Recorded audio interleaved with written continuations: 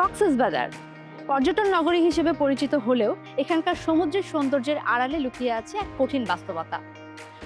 এই প্রেক্ষাপটে 2023 সালে জাতিসংঘের ইন্টারন্যাশনাল লেবার অর্গানাইজেশন এবং বাংলাদেশ সরকারের উদ্যোগে শুরু হয় improving skills and economic opportunities for women and youth in Cox's Bazar বা আইজ্যাক এই প্রকল্পটি। লিভিং নো ওয়ান বিহাইন্ড এই অঙ্গীকারকে সামনে রেখে এই প্রকল্পটি কিন্তু এখানকার তরুণদের, বিশেষ করে নারীদের দক্ষতা উন্নয়ন, কর্মসংস্থান বৃদ্ধি এবং উদ্যোক্তা হওয়ার নতুন নতুন পথ তৈরি করছে। কানাডা সরকারের সহায়তায় ইউএনডিপি বাংলাদেশের A2I এবং ব্র্যাক একসঙ্গে এই উদ্যোগ বাস্তবায়নে কাজ করছে। তাহমিনা আক্তার মাত্র 14 বছর বয়সে বিয়ে হয়ে যায়, 18 আগে সন্তান জন্ম দেন, কিন্তু এরপরে তার স্বামী তাকে ছেড়ে চলে যায়।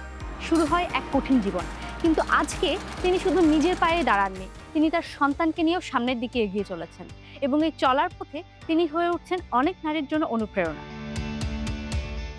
সোহেল একটা সময় অভাবের কারণে পড়াশোনা ছাড়তে হয়েছিল, এখন ইলেকট্রিক ওয়্যারিং এর প্রশিক্ষণ নিয়েছে, কাজ করছে এবং নিজের পরিবারের সচ্ছলতা ফিরিয়ে এনেছে। রোকসানা বেগম, যিনি কখনো মনে করেননি যে তার পক্ষে কিছু করা সম্ভব, তিনি শুধু হেলথ কেয়ার ট্রেনিং নিয়েছেন তাই না, তিনি নিজেই হয়ে গেছেন একজন ট্রেনার বা প্রশিক্ষক। এরকম আরও একজন হচ্ছে ইসমাইল হোসেন, সমাজের ভয় এবং সংকোচ পেরিয়ে ড্রাইভিং প্রশিক্ষণ নিয়ে এখন কাজ করছেন কক্সবাজারের এয়ারপোর্টে। এইরকম আরও অসংখ্য গল্প ছড়িয়ে আছে এই এলাকায়।